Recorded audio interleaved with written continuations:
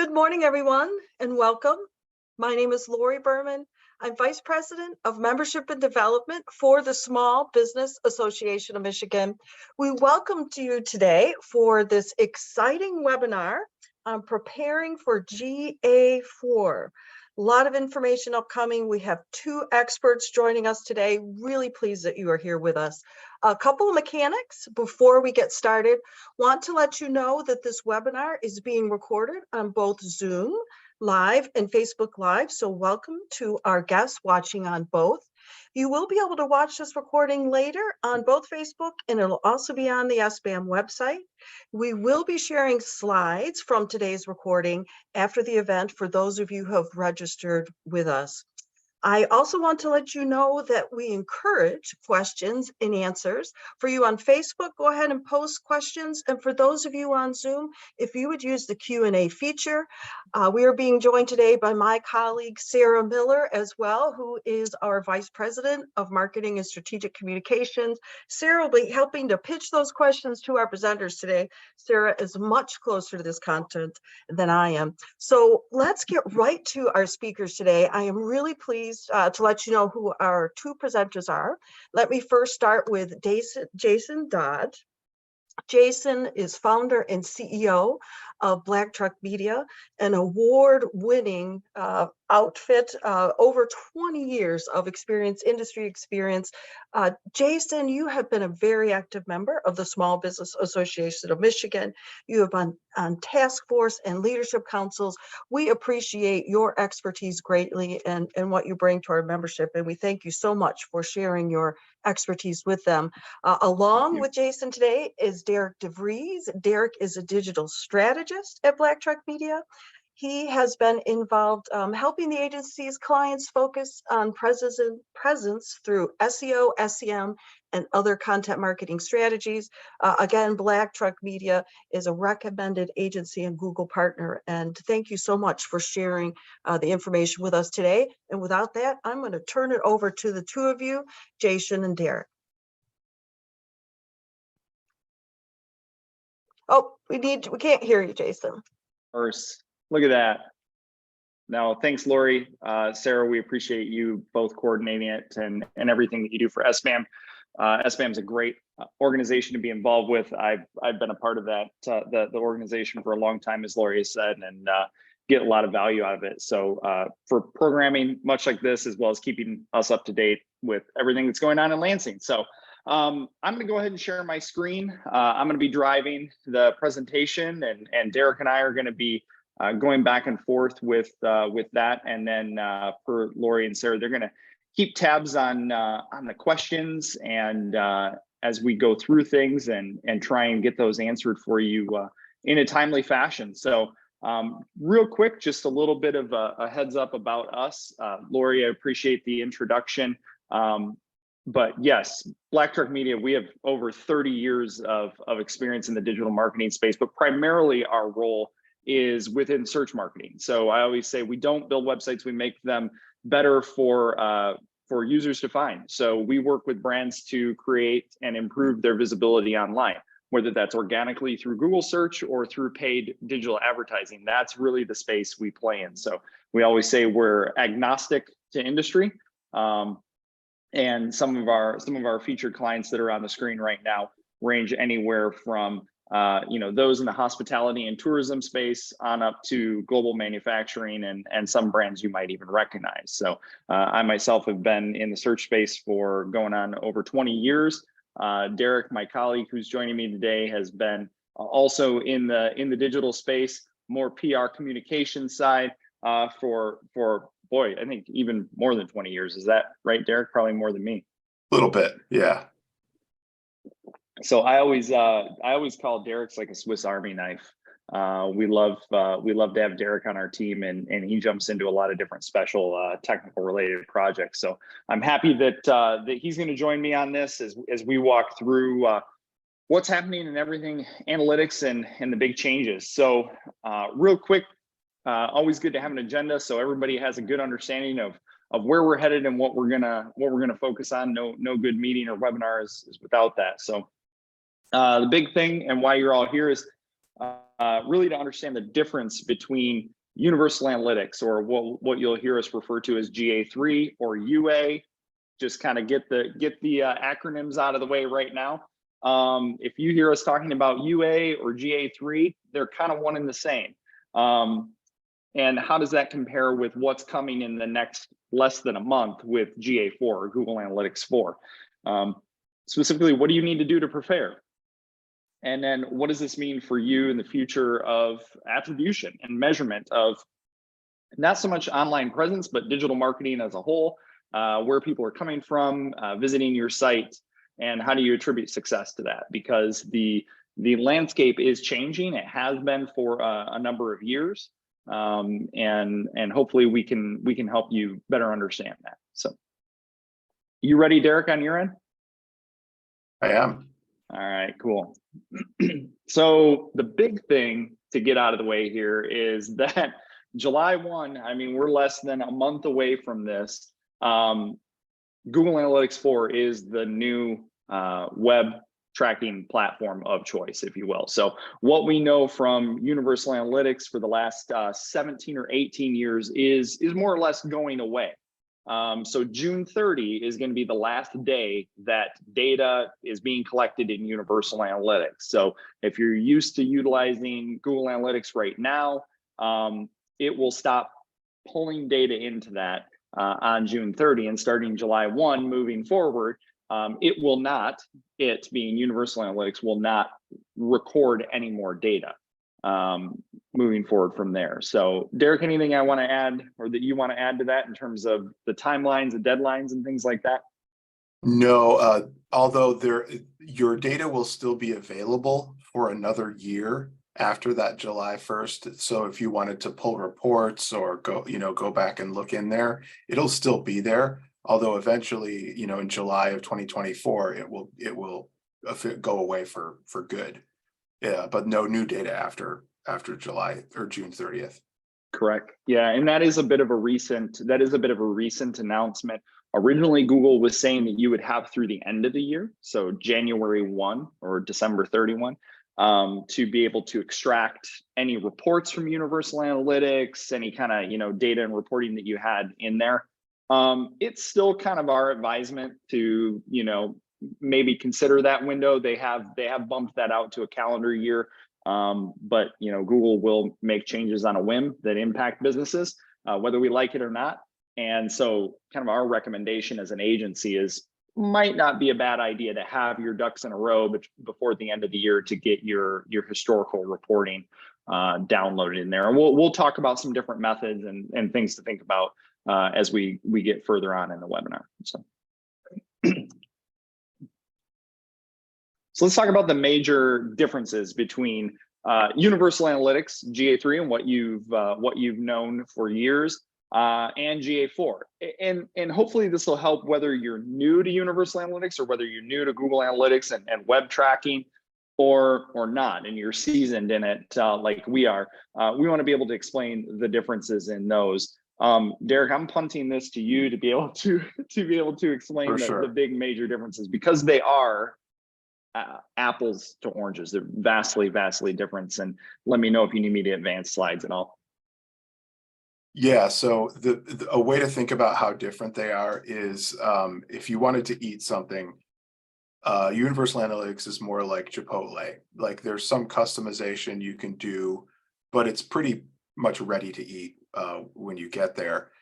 GA4 is more like going to the grocery store to buy ingredients to make food. You really have to know what you want to do in order to maximize it and make use of it.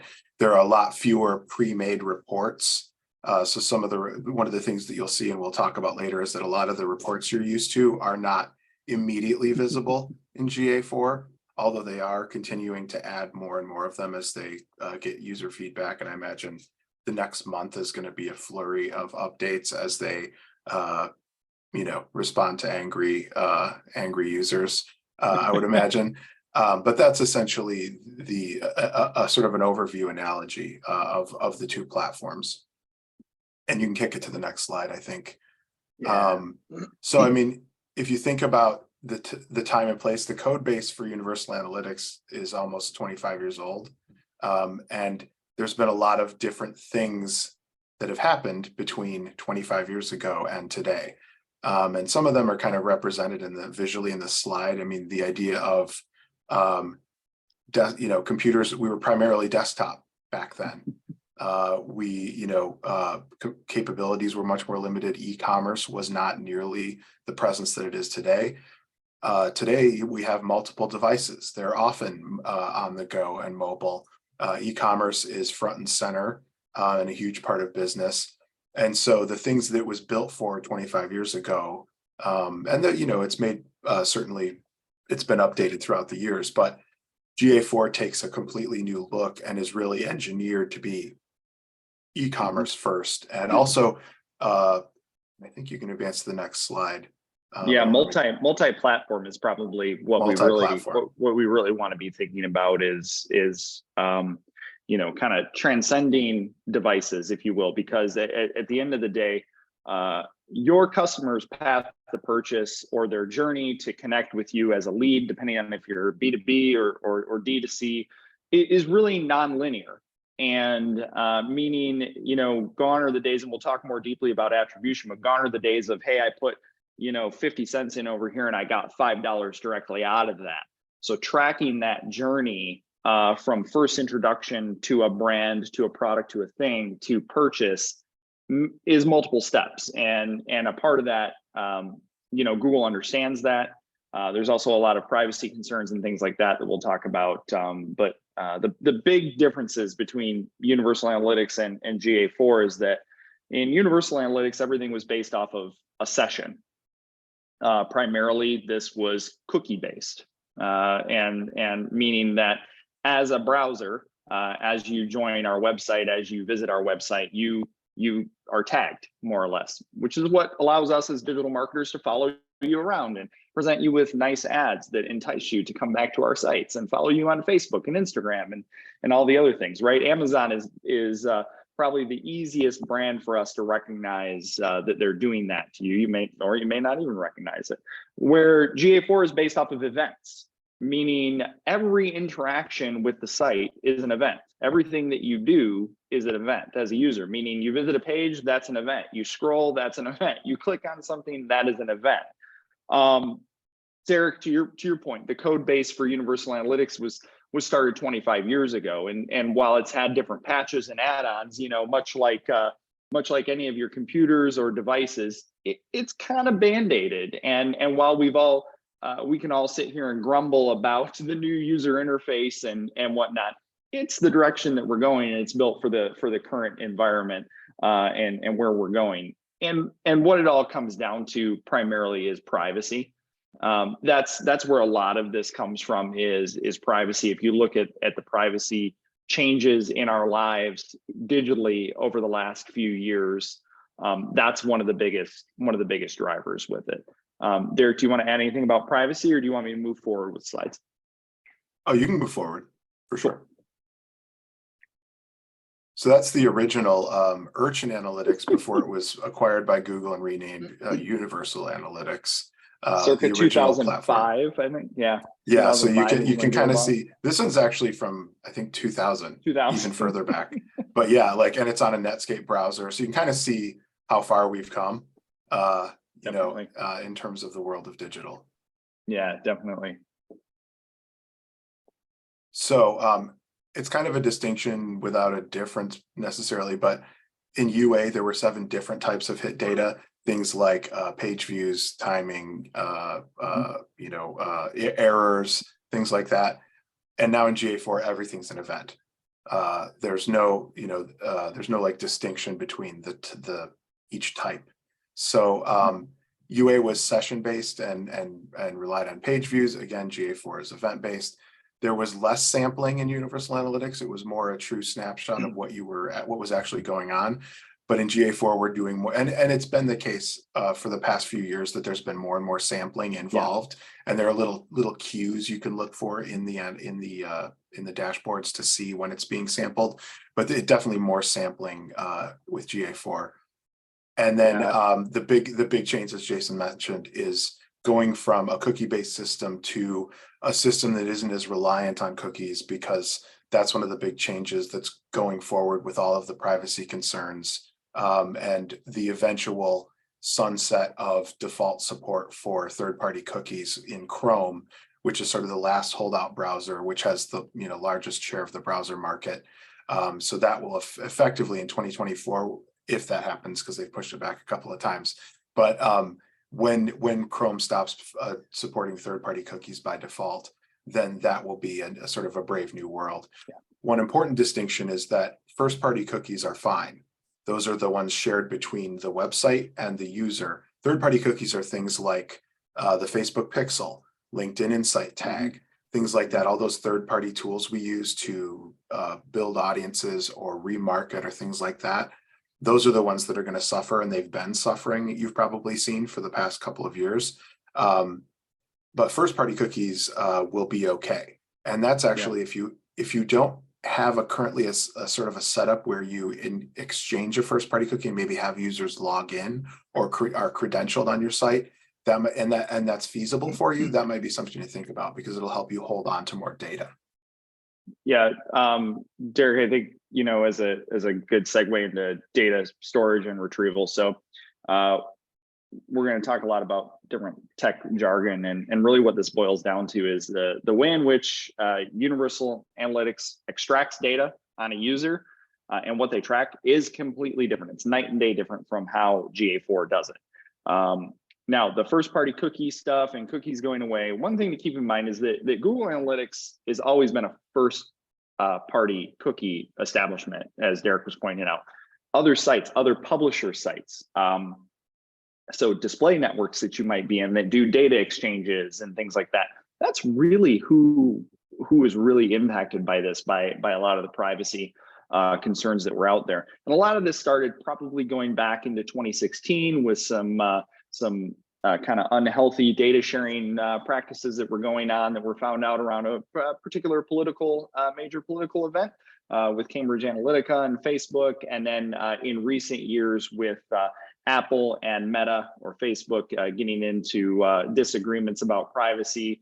Apple rolls out iOS 14.5 and gives everybody the opportunity to opt in or out of what businesses and applications were going to track on them. And so that's where you see, a lot of people got into it where they thought the efficacy of their Facebook ads dropped off. And it's like, no, the efficacy of your Facebook ads is probably still really good. It's just you can't track that now because of these changes. So the way in which data was stored and retrieved before in Universal Analytics was pretty much unlimited.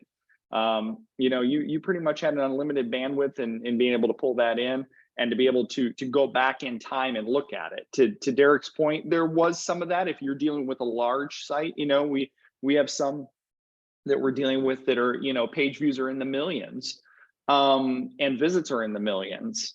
Those types of sites and domains, typically the data was always sampled. There was no way Google was going to allow you to access that amount of data.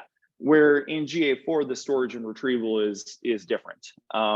You are now limited to 2 months or 14 months of data retention. And that's a rolling 2 months or rolling 14 months, meaning they will retain 2 months worth of data, historical data, on your site, or 14 months worth of data on your historical site. And as a little bit of an inside tip there, it's 2 months by default. So there's a setting that needs to be changed in there. It's 2 months by default. Throttling has become definitely a big problem, and it definitely impacts a lot of different platforms. Like if anybody is familiar with different reporting tools, we utilize one called Data Studio or Looker Studio. There's plenty of other platforms out there for visualizing and reporting data. That's just the one we use. But you run into some issues there with throttling of data, and it'll basically look like the report is broke.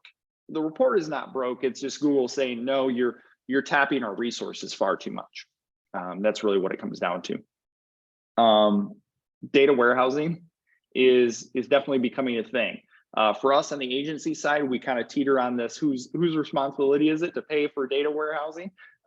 as an agency, a part of our ethos is very much, we want our clients, we want our brands to own their data. That's really important for us, for our clients to be in the driver's seat of that. That's not of interest to us. We want to be able to access it, utilize it when we need to, but that's our clients' data, and that's important. And with GA4, Google has said, if you want to go beyond 14 months, so you want to do a true year-to-year look back, right? So keep that in mind, right? Because 12 months isn't, you can look back to a certain point, but you can't do a year-over-year comparison come next July. Basically, they're saying that ownership is on you. And a part of that is that data is expensive. Data is expensive to house, right? So much like if you think about this revolution we went through where we went paperless as a society because paper was expensive to print, not good for the environment. We had to house it all, etc. Well, now we're in this digital age, if you will, of a paperless group. Okay, we still have to store that data, and that data sits on servers, and servers cost money in the form of energy, and energy is not cheap, and Google understands that. So Google's basically said, we're not going to store all your data anymore, in addition to the privacy concerns. So part of that is Google more or less is putting a little bit of a China wall up, for lack of better phrasing, to say, nope, we don't want to hold on to that data. They're really trying to separate themselves from any potential influence or access that they might have on any kind of user data. So that's the big reason there. Some of the big areas that we've seen people go, and Google's making it very easy, is to utilize BigQuery for this. It can be easily accessible in Google Analytics and GA4, and we're happy we can cover that more as well in the Q&A probably. All right, Derek, I'm going to let you talk about historical data. Something to think about as you look at the the changes is how far do you really need to go back? How many year-over-year comparisons are you running? And has historical data actually been comparable since 2020 when the world sort of changed? So that's, in some cases, yes, in some cases, no. We found it helpful in some cases to be able to go back to 2019 over the past few years so that we can see what things look like pre-pandemic, to see how close to sort of normal digital properties are looking. But, it's a time, for reflection and to really decide what's most important to you as an organization. Yeah, I agree. I think there are, you kind of have to move past that at some point to say 2020, at this point was, think about where we were at 3 years ago. Any of our brands that we worked with that were in hospitality and tourism, and heck, if they had something outdoor to do in 2020 and even into 2021, if you talk to any business owner in that space, it was hold on, and they couldn't do enough to manage what they had going on, because that was the safe thing to say, to say that you're going to keep that level of traffic and you're going to keep that level of user engagement now in 2023 when things have opened back up and we have more of a normal life for most people, is a little bit of a fallacy. And that's going to be reflected in your reporting. So to Derek's point, it's now with the new analytics coming out, it's kind of a time to take stock and what's really important for you to track. So a little bit of a difference between the events that were in Universal Analytics versus GA4. Events, air quotes, in Universal Analytics were not automatically tracked. You had to actually take some steps to manually set these up and establish what it was that you wanted to have happen. So if you wanted to track things like PDF document downloads or document downloads, if somebody interacted with a video on your site or scroll depth and things like that, you had to manually do some work there. Versus GA4, quite a few of those are automatically tracked. And there's pros and cons to both sides of that, of course. The structure in Universal Analytics was pretty limited. You were limited to the category it was associated with, the action, so what that person was doing, and then the labeling. What did you want to call the thing? What did you want to call the event? There's more flexibility in GA4, but you're structured in the sense that each event can have 25 parameters. let's be real, that's a lot of parameters per event that you want to track. But it does allow for more flexibility where the more intricate lead generation forms, if you have different options in there that you want to track, whether you have a main form for quote requests and you want to identify different projects, different project types, whatever the inquiry is, those are different event parameters that can be configured if you really want to. So end of the day, UA events, not really very customizable. GA4 events, very customizable. I'll let you talk session data there. Yeah, so the way that they calculated sessions is different. And one of the things that's long been a problem for UA is calculating time and duration. And GA4 is better at that, which is good, particularly if you have anything like an international audience. In UA, a session was a group of hits by a user in a given time period. In GA4, it's a group of events by a user in a given time period. And it's not necessarily, the big problem was with UA that, it's midnight somewhere, everywhere around the world. And at midnight, it would reset all sessions to the new day. And so if you had, people on the other side of the world looking at your site, you would basically get sort of a doubling of your sessions on the site. And one of the interesting things about GA4 is with better time tracking and better delineations of when a user is engaged in a session, we can start to get to some items like how long did it take this person to convert? So there's going to be some interesting things we might be able to do. We might be able to understand the sales cycle a bit better with some of the data from GA4. So that's kind of an interesting, in the offing development. No, I think it's good, and they've really redefined what a session is. So we're all used to seeing things, and the language is changing in GA4. You were used to seeing sessions, and you kind of understood what that was, right? An individual user, one person could have multiple sessions, meaning multiple visits, if you will, to your site. Where now that's changed. A user can still have multiple sessions, but how GA4 is defining that is different. It's defined as an engaged session, and that's really what everybody needs to focus on here. Is that it's a user that has lasted. That person has been there at least 10 seconds on the site or on a page, or it's had one conversion event happen, meaning whatever action you've delineated as a conversion, or 2 minutes of page screen views. So it's not a this and it's or Derek. Minimum of two page or screen views. Thank you. Yeah. Thank you. And the distinction between page and screen views is important because GA4 is built for apps to handle apps better, and also it's just it's more accommodating of the multi-surface world that we live in. Yep. So more language to get adjusted to. Things are going to change. If you look at historical Universal Analytics report to GA4, the numbers are not going to match up. And this is by design. This is exactly the reason why session data will not match up at all with Universal Analytics. Let's talk about engagement rate versus bounce rate. We've kind of probably argued all day long that bounce rate is not a great measurement of a brand success in their website, right? You can have a very high bounce rate and a real high conversion rate, because a bounce rate essentially is an individual that visits one page on your site, don't worry about the time, and exits. Well, what if they land on a squeeze page or a landing page and they convert or do whatever the action is that you want them to do, or they land there and they call? You could have a 60% bounce rate and still be very, very successful online.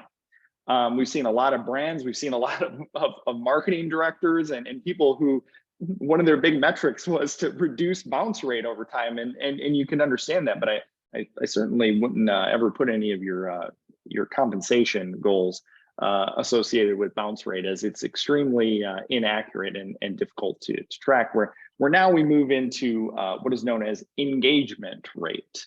which is exactly that. It's more indicative of an engaged user and a combination of those things that we were talking about before.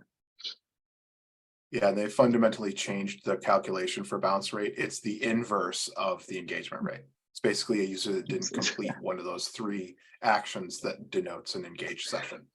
I think it's a good point, Derek. So bounce rate is still available. You can still find it. They didn't bury it completely, but it is different. It actually, bounce rate is actually probably a little bit more accurate than it has been in the past. I still wouldn't place a whole lot of weight behind it. Yeah. All right. Session metrics or success metrics in Universal Analytics versus success metrics in GA4 are a bit different. Conversion was named a goal in Universal Analytics, where in GA4 it's named conversion. And so depending on your marketing team, depending on if you're working with an agency or not, our goal is always to call a conversion whatever it is that you call it as a brand. If you call that a lead, if you call that an opportunity, if you call it a contact form, whatever it is, you have to try and change your naming convention so everybody's on the same page to know what it is. But a conversion is a conversion is a conversion in the world of GA4. The setup as a goal inside of Universal Analytics was fairly instantaneous, versus event firing inside of GA4 can take approximately 24 hours for you to see that data come through. And that's a little bit of a challenge. Now, there's ways to overcome that. It's challenging for us when we want to test it. We want to make sure that those are firing. One way in which we overcome that is we use something called Google Tag Manager. And that allows us to not only customize those events, we can kind of tell it when to fire, when to trigger, what we want it to do. We can also go back in and edit those, where in Universal or in GA4, it's a little bit cumbersome to make those edits once it's done. So depending on what your marketing objectives are, your presence, et cetera, there may be a time when you want to go that route. In addition to, you're limited to 30 of these conversion points, if you will, per property. So your domain, your website, versus Universal Analytics, you were limited to 500, which I don't know anybody that has 500 conversion points on the site. But if you're an e-commerce player, at the end of the day, you're looking to track revenue. You're looking to track a sale. Those are conversions. If you are based off of lead generation, you're in the B2B space or bookings, that data that you're getting is a conversion. So BlackTruck, anyways, we talk about what's a vanity metric versus what's not. Conversions should not be vanity metrics. Conversions should be what is the utmost important thing to you that is getting the customer in the door that you're booking business. If you are an HVAC contractor, that's somebody who fills your form out, whether it's on your site, Jobber, that's the conversion. That's what we want. We don't want, did they view your contact page? I mean, if you want to track that, that's great. But I'd set that as an event, not as a conversion. You want to talk reporting, Derek? Sure. So in UA, the focus was on pre-built reports. So you walk, when you open up Universal Analytics, you could go to the attribution section and look at a whole bunch of like pre-made reports. In GA4, the focus is very much custom. So you can still see a lot of almost all the same data, but you have to build it yourself in some cases. And sort of the philosophy is behind GA4 that your analysis is going to happen outside of outside of the dashboard of GA4. Whereas in UA, we very much relied on that as a place to do the analysis. GA4, they're kind of thinking that it's more of a world where you're going to be using Looker Studio / Data Studio or Tableau or something like that. A lot of these business intelligence platforms to view your data. The UA reports were expanded. And by that we mean all of the options were available immediately when you looked, and in GA4 they're condensed. So like the same data is there, but it's condensed, and you just have to change a setting to view the full breadth of exactly the same data. So two perfect examples of this are the demographic details report. It's one table, but there are what used to take up 7 reports in UA in that one table. And it's a matter of just switching some of the setting, 1 or 2 of the settings to view all 7 of those reports. Same with the tech details, one table, 10 reports contained in that same table, sort of an efficiency measure. The acquisition reports are a little bit different. So acquisition meaning, how are you acquiring your users, right? If we think about it in almost a very, very black and white logic, that's kind of a little bit of my pro tip as it relates to Google Analytics, is think about it very logically. When you talk about behavior or acquisition or things of that nature, acquisition is exactly where are we getting that traffic from? In Universal Analytics, it was always available in what we called the ABC menu, acquisition, behavior, conversion. In Universal Analytics, you could see everything from all channels. So where were people coming through? You had a tree map. You could see source medium. You could see your referrals. There was a breakdown for Google ads, social, campaigns. That was all kind of stock out of the box. To Derek's point, it's still available. It's now tucked under this simplified menu, acquisition overview. Where do we get users from in user acquisition, traffic acquisition? So I think, Derek, you built this slide, and I think your note here is extremely accurate that when you see things like this inside of Google Analytics, or quite frankly, anything that a tech player does, it's probably a signal or a hint that they're going to move that direction eventually. They could be testing it and seeing what the reaction is, but if Google has started to go this way with GA4 with their attribution, that's probably the future that they're going to head, and which means our reporting is probably going to slim down a little bit. Back to Derek's point, if you really want to visualize it, you really want to dig into the data and understand this, GA4 is not where you're going to want to do it. You're going to want to do that in Data Studio or Looker Studio or another tool. So you're going to leverage the data that's collected in GA4, but display it in a different platform. It's just going to be easier and faster and more repetitive to be able to look at that. It's much, much more scalable. All right, let's talk about Universal Analytics, losses and gains. Derek, do you want to talk about the historical data storage Sure, that we have and now that we don't? Right, as Jason mentioned at the outset, you now have 2 default time periods over which you can store your data, 2 months or 14 months, and after that it disappears. So the sort of free historical data storage is going away, but it's relatively inexpensive to use data warehousing, and it's getting very easy to set up. So if you really want to have your historical data to rely on, we're going to have to, pay a bit for it. Some of the views are going away in terms of what we can see. The scheduled report emails are going away. So if you have any scheduled reports where you're getting emailed like a little dashboard of how your site is performing, those will all go away. Now you can set those back up, but you have to do it through something like Looker Studio / Google Data Studio. So you can still do it. It just won't be done inside of the analytics platform. Easy date navigation. One of the things that's hopefully they'll change this. Again, GA4 is still very much a work in progress, but you can't just, for example, click to look at the past month. It's either past 28 days, past 6 months or whatever, past 12 months.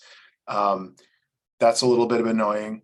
The other challenge is when you navigate from different reports, it does not save your date range that you were looking at. So you basically have to reset your date range every time you're navigating to a different view. That's a bit annoying. So that'll be something that hopefully they change. I don't know why they did it that way. Most of the pre-formatted reports, as we talked about, are gone. That attribution section, you're going from 30 reports down to 3. But you can customize your own, and that's sort of the goal, is that they want you to customize things. Annotations have gone away. So where you might make an annotation in the timeline of your site to say, hey, this is when we added the LinkedIn tracking, or this is when we had an outage and the the tracking scripts fell off the site, so we have a period of, whatever that's missing some data, or this is when we launched the app. Those are gone for some reason. A lot of folks are hoping that they'll bring that back. Saved segments are gone. You have to basically redo your segments for each report. Whether or not that's a loss or gain, essentially a lot of people ended up with like 300 saved segments in their account that they weren't using. So, whatever. Some of the gains, there's a really cool debug view that helps you see a timeline of what's happening as you're browsing the site, similar to what Tag Manager offers, and it's native inside of GA4. There's much more predictive analysis and machine learning going on with GA4, in part by necessity, because we're losing some of the data that we used to have as a result of the privacy changes, but they're able to do more analysis. And there's some interesting things, the confluence of generative AI and being able to ask questions about your data, that's going to be an interesting new frontier. And Google is, they've long been using AI, they just haven't talked about it as much as, like, say, ChatGPT did. But there's going to be some interesting capabilities with that down the road. Interesting, GA4 offers anomaly detection. They will let you know when they see something that's really weird, that's not statistically significant, or that's not within the bounds of statistically, and that's like free. That's something you'd usually have to pay for on a bigger analytics platform. You can use your custom dimension as your primary dimension in terms of events and configuring those. There are audience-based conversions, so it starts to help you understand your audiences, which is kind of cool. They just actually added a new sort of report section, or renamed a report section with that in mind. The idea of the elapsed time to convert, that's with the better time tracking, that's one of the things that is going to be interesting to look at, is how long did it actually take somebody to convert? Is it longer or shorter than what we might have thought? Can we shorten that down? Could that become a KPI that we look for? Can we shorten that time to convert?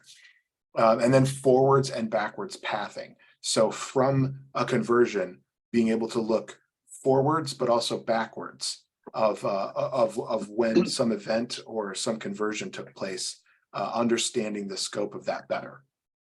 I'm really excited about two of these. I think the anomaly detection, Derek, is going to help people.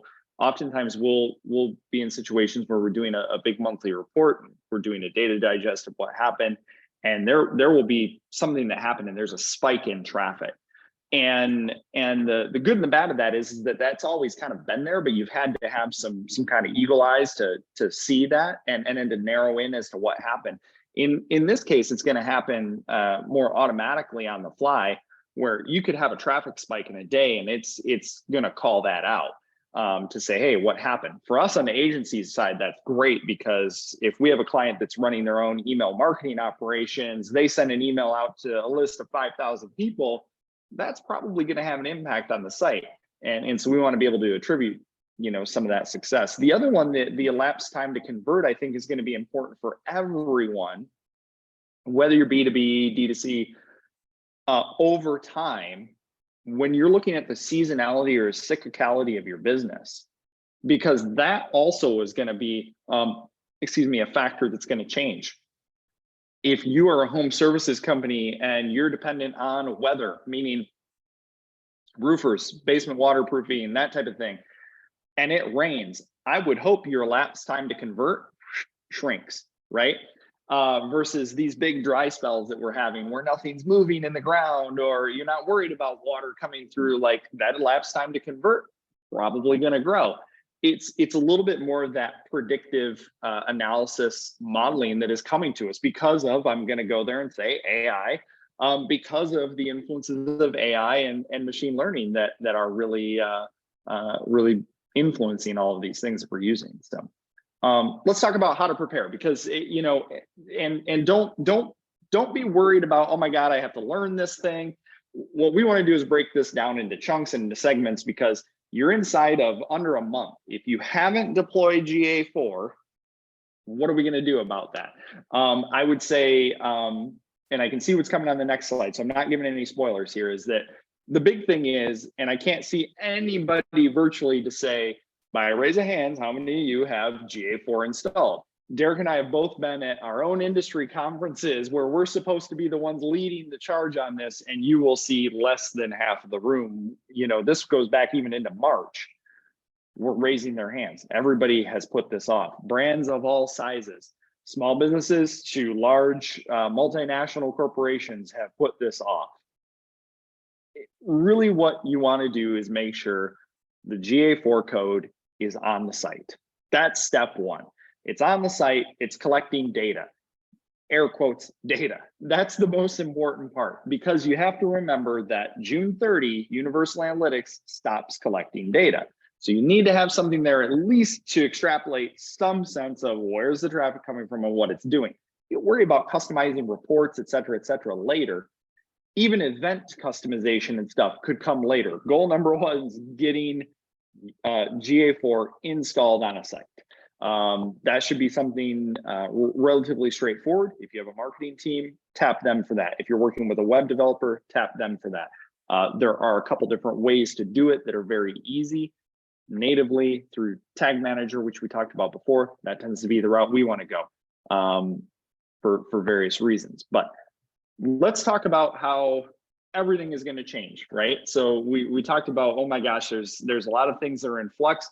I think, Derek, to your point, Google is still kind of building the plane as they fly. It's kind of settled down over the last month as we get closer to this.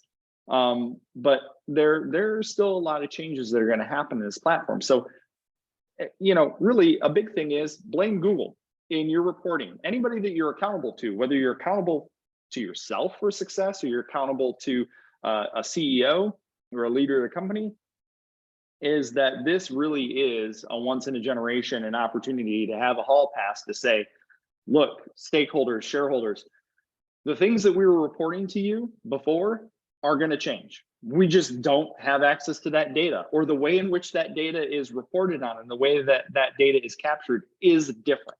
Therefore, the reports are going to look different. The stats are going to look different. They're probably going to change. Some of them might drop. Some of them might increase. What's the reason why? We're going to blame Google because we can. It's an opportunity to shed your tech debt. We've all very much adapted to the changes and different reports. I can tell you, having access to hundreds of properties in Google Analytics, they're all set up different. There are multiple properties, there are multiple views. You get a new marketer involved, there's another view that's created, there's another property that's created. It's an ungodly mess. When we get involved from an agency, we're like, so which one are we going to narrow in on and which one have you been using? Now there's like one and that's it. And we all really have to get on board with that. So it's an opportunity to say, even kind of the 2020 data and the anomalies we saw during that time, it's like, well, the past is the past. Let's move forward from here. And really, are you measuring what matters to you? What is the most important? For us, it's always asking that why question. Why are you measuring it? Just because we can doesn't mean that we should, right? That goes back to that tech debt. Just because we can doesn't mean that we should create more tech debt over time. If there's a piece of data there that you know that you can use, or you have someone that is helping you make those informed decisions and business decisions about your marketing or your business, then that's okay to use. But if not, you really should have a critical eye and say, all right, if I don't really know what I'm going to use this for, then maybe I don't need to eat up that space. Maybe I don't need to eat up that event to track it and to measure it. That's just not a success metric for me moving forward. So, all right, Derek, this is like your space lately. Yeah, you'll have to get comfortable with some of these APIs if you haven't used them before. Looker Studio, formerly Google Data Studio. It's just, once you start using it, you'll fall in love with it. It's just, you can see things you can't see in analytics, both in GA3 and GA4. You can see things that you couldn't see there. You can combine things in different ways. It's just really cool. So that's going to be, get in there, try it out. Have your team. There's a lot of templates out there. You can learn from other people and what they're doing. So it's just, it's a lot of fun. It's like drag and drop PowerPoint, but it leverages live data. In fact, just kind of as a sidebar, Derek, we do have a great resources slide on this, which Lori and Sarah are going to share out. I'm going to edit it before we do, because we do even have a link to a couple. If you need a couple simple Data Studio templates to kind of start as a baseline, we have a couple that you could use. One integrates both UA and GA4. So again, you could leverage some of that historical data and get used to how they look mapped side by side. And then the other one is just straight up GA4 to move forward. So the cool thing about it is, like, you're not going to break them. You take it, make a copy of it, start to plug your data in. There's a couple really great references and resources that we'll be able to share on that too, to kind of get you started. So if you're a fan of YouTube and learning that way, that is like super, super good. So let's talk about preparing to turn off automatic form interactions. Derek, this is something that I feel that we're very much programmed to do now, is that when you log into analytics, on the lower left-hand side of your screen, you'll see the cog. And anything Google related, if you look for the cog, that typically means that's where you're going to find the admin or the big settings. Go to the cog. If you click on that, under data settings, data retention is where you're going to get that user and event data retention drop down. And it defaults to 2 months. Our advisement is go in and change that to 14 months, because you don't want to get into this position where, again, we're having this conversation in July of 24 and you can't look back historically because you only have a 2-month window of data retention in there. So so step 1, get GA4 going. Step 2, go in and start editing some of these settings that we're going to walk through. All right, Derek, you're on deck to talk about porting over or turning off automatic form interactions. Excuse me. Yeah, this is one setting. There's a lot of there's like a wizard / walkthrough, the setup assistant. It can be helpful to go through that, not necessarily to take all the actions, but at least to understand it. But one thing that you probably are going to want to turn off is automatic form interaction tracking. Yeah. It's under the enhanced measurement section. And the reason that you'll want to turn this off is that it's in almost all cases going to be misleading. There are just problems with, for example, the Facebook pixel sends a form submit event every time a page loads. It's just coded into the Facebook pixel. And then every form submit, every time a page loads, you'll get a form submit. So it's going to massively blow out the accuracy of your tracking form submissions. You'll want to configure your own form submission tracking. So turn that off by default for those many reasons. And there's also other form submit instances where it's not an actual form submit. Derek, to clarify on that, on the Facebook piece, whether you're running Facebook ads or not, if you're using the Facebook pixel to track your user interactions from your Facebook page to and from your site, that's what Derek's talking about. It's that snippet of code that should be on your site because you want to see how those social interactions are impacting your brand. That code alone will trip this form interaction. That form interaction, and because that code lives on, or should be living on, every page of your site globally, it's going to skew this data. Also, form interactions can be somebody started the form. Doesn't mean they submitted the form. It means they started it. They started to fill some information out and then they left. So again, it's not a true success metric. It has to be defined. For some small businesses, it might be okay. And if you're comfortable with that, that's all right. Our go-to, it tends to be, we don't like that. We want to customize it. We really don't want to put that in the hands of GA4 to define that for us. So another big thing is don't port over the Universal Analytics event settings. This is something that is default with GA4 if you're within the same account. The collecting Universal Analytics event data, the timing, etc., will pull that over. So again, if you go to the admin section, select your data stream, which is your website. The data stream should be your website. Configure tag settings, collect Universal Analytics. It's just a slider. You want to uncheck that. Because again, the events and the way in which the data was collected in Universal Analytics is different than GA4. While they like us to think that they're bridging that gap for us, They're not. They're not. That's a little bit of a false hope. I have not seen an instance yet where this has benefited or worked for anybody yet. Derek, is that fairly accurate? Yeah, one of the problems is GA4 won't recognize any events that use regular expressions or regex. And so even though you can use regex in GA4, they won't recognize GA4's regex. And so none of those events will work anyway. So I agree. Yeah. I agree.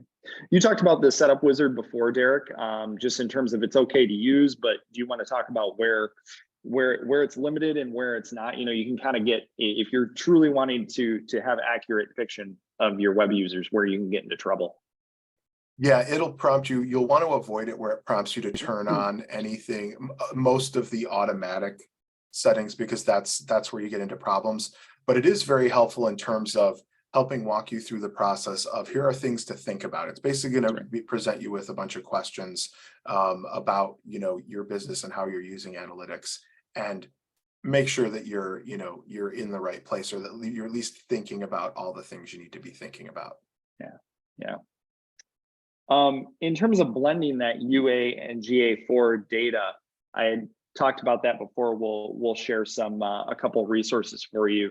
You know, really the best way to do it is in Looker Studio. Again, because Universal Analytics and GA4, you should think of them as separate platforms. While you're going to be able to access them through the same interface, if you will, they're separate platforms.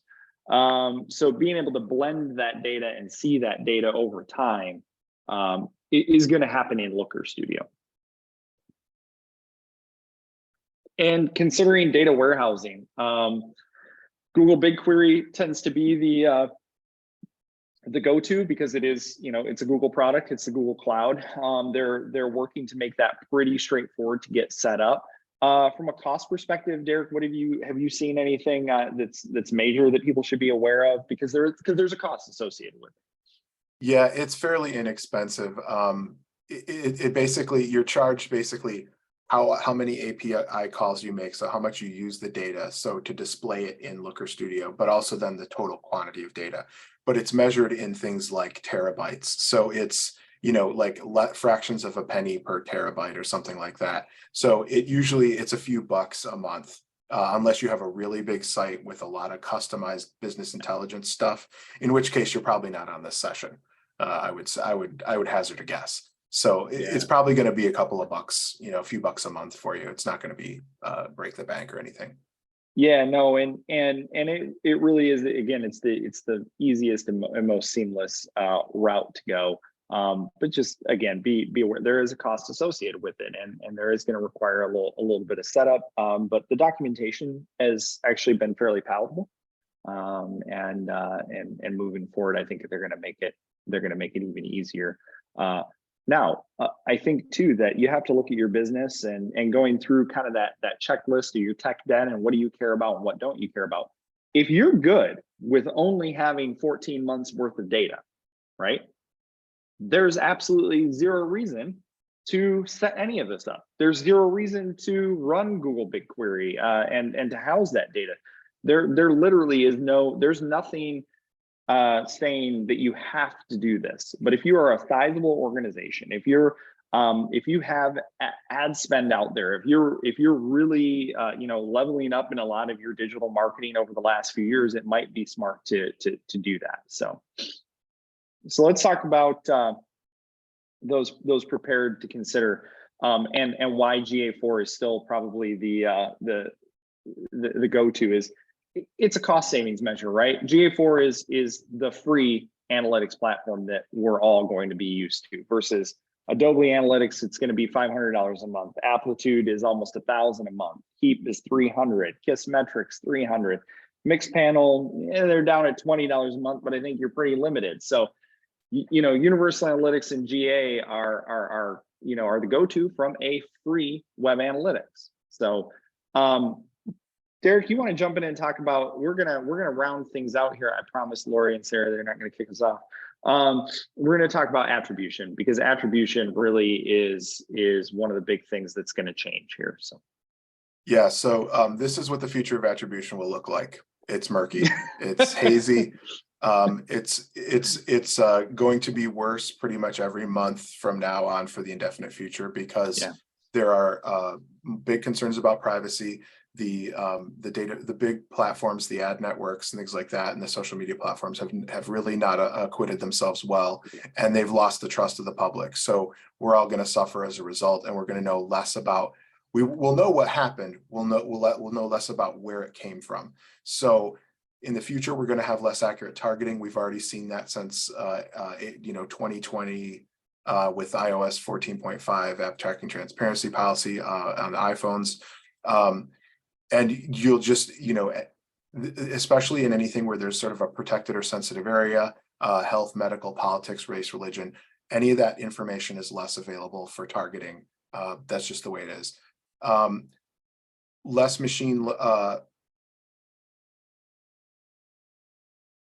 user data allows the machine learning to do to learn less. Data, any AI or machine learning requires a data set to work from. And so the smaller that data set is, the worse it works. So they're looking for other ways to fill that data set with different types of information, but ultimately it is less, and it's less exact data. And it's just gonna make attribution harder. We're just not going to necessarily know. You're going to see, if you're running, for example, Facebook ads now, a lot of your conversions are due to Facebook ads, but they're showing up as direct or none in terms of the source and medium.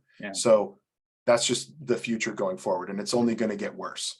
It doesn't mean that they're not working. It means that you might need some assistance in understanding how to define and articulate that, and potentially working with people that can, whether we want to hear it or not, just be brutally honest with, is it working or not, and having some trust in that. So that privacy impact, especially on the digital ad landscape, kind of moving from what we could do as highly customized and based off of the user and personalized. You hear a lot of that about, gosh, what's my favorite one? Geotagging and geofencing. Not a thing. It's not a thing. You're going to hear these buzzwords, and you're going to hear about ad personalization and things like that still for months, if not years to come. And the reality is that because of these data privacy issues and attribution challenges, that's going to become less and less. It's not that you won't be able to, because individuals are going to fall into these cohorts, but it's going to be much more contextual moving forward. We're taking a step back, unfortunately. Unfortunately, yeah. And so privacy is going to have a big part of that, Derek. I think that's going to be the biggest reason why, right? We're not going to be able to see that. As you mentioned, you're going to see things like direct or unknown increase in your reporting. Dark social is a big deal, etc. We're not here to be all doom and gloom. We just want to say, be aware, attribution is going to get murky. So if you start to hear from your marketing professionals that this stuff is becoming harder to define, this is the reason why, right? This is the era that we're headed down.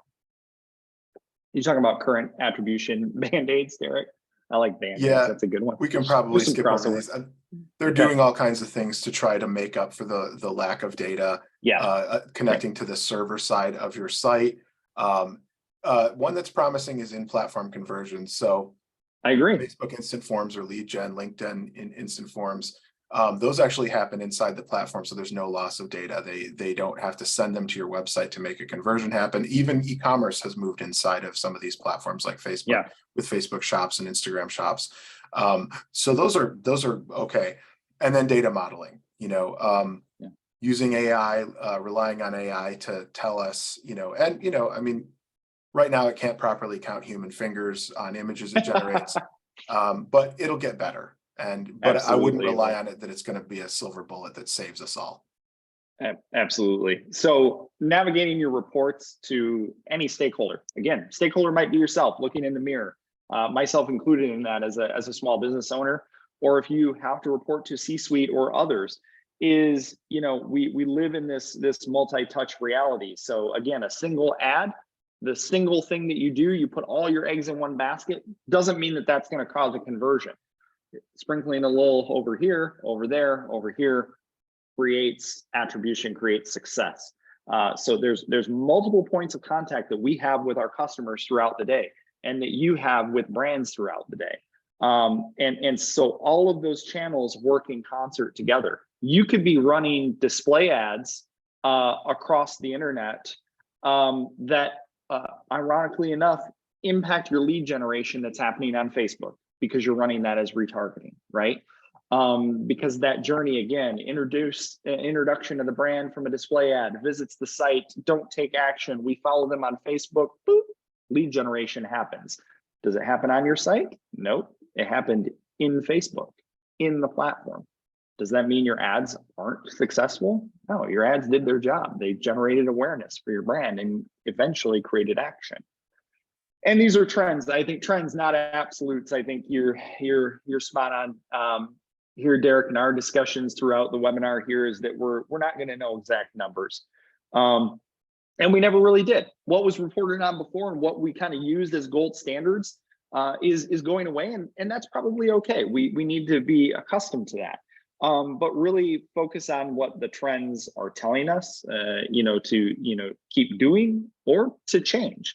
And these things need to be monitored in an ongoing basis. So kind of wrapping things up here, we're going to share this. I do want to update it because I want to make sure Lori and Sarah, you are included, have some additional items that we can share with SBAM members as well in terms of some templates and whatnot. I think that would be very actionable, but we've listed out a bunch of articles and tools if you want to go and learn on this stuff. And it's kind of soup to nuts. It's if you want to learn very basic to if you want to go deep and nerd out on this stuff. So we're happy to share that, the different tutorials here.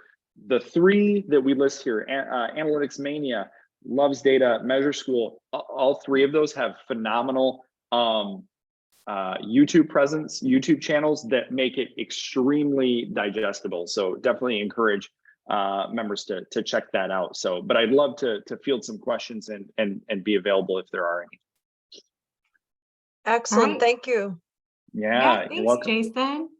You know, sure. I don't see any questions coming through the Okay. chat. Probably a combination of things. One, you did a really excellent job in explaining this. And two, if people weren't quite prepared, they're probably a little shocked or maybe panicked and not really sure how Sure. what to make of all this. I know I personally have gone through many emotions over this transition from, oh, it'll be fine, to complete panic, to now feeling a little bit better. Yeah. I love the opportunity we have to kind of reshape what we're tracking and how we're looking at our analytics. So I'm choosing to take the positive route at the moment, but that might change tomorrow. So we'll see.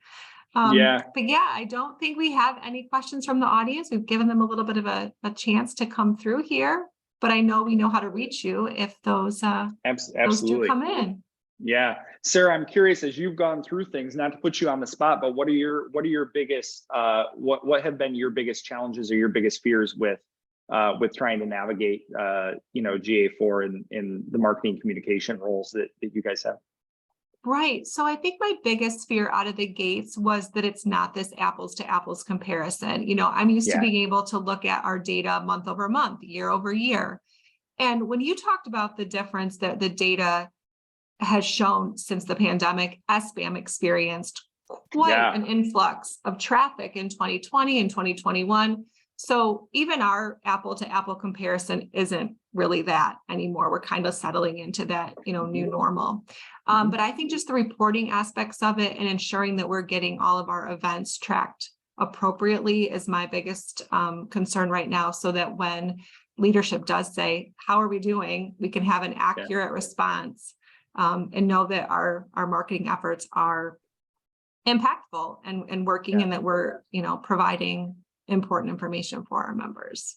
I think that's important, and one thing to keep in mind too is making sure that there is some sort of relationship or we call it a feedback loop a lot of times for that data that you might have offline to online. In our case, when we're working with those that are in B2B and lead generation and stuff, is that if you're using a CRM, whether you're using Salesforce, a HubSpot, Pardot, I'll name the CRM. Like as digital marketers and from an agency perspective, we always say, if there's a way for you to provide us with just kind of a snapshot every month of where you're at, meaning leads that have come in, whatever you call them. They go from lead to opportunity, or name the platform, they're all different. That helps us to also understand where we may or may not have been impacting. To Derek's point, while you may not be able to show a one-to-one relationship in all cases anymore, it's really hard to turn a blind eye to the fact that you're spending on advertising, or you're doing content marketing and your email marketing and all of these things. And our membership increases, or our leads increased, or we stopped doing those things and our leads dropped. There's a relationship there. And so from an agency perspective, we're going as far as saying, we want to be able to see that. So get the NDAs out of the way. We don't need to know names, etc. We just want to know project volume. Is it up? Is it down? And it's not that we don't trust somebody, but having access to that, to not have to bug somebody for it, to see that data is extremely, it just helps validate. Absolutely. Absolutely. Cool. Good point. Well, thank you guys. Thanks so much for having Derek and myself on, for trusting BlackTruck to run this complex topic that is going to continue to change, and it's going to continue to be a thorn in everybody's side, unfortunately. So Thank you so much. Presentation was excellent. Thank you, Jason Dodge, Derek DeVries, BlackTruck Media, Sarah Miller, all wonderful. thank you. Thanks. Take care, everyone. All right.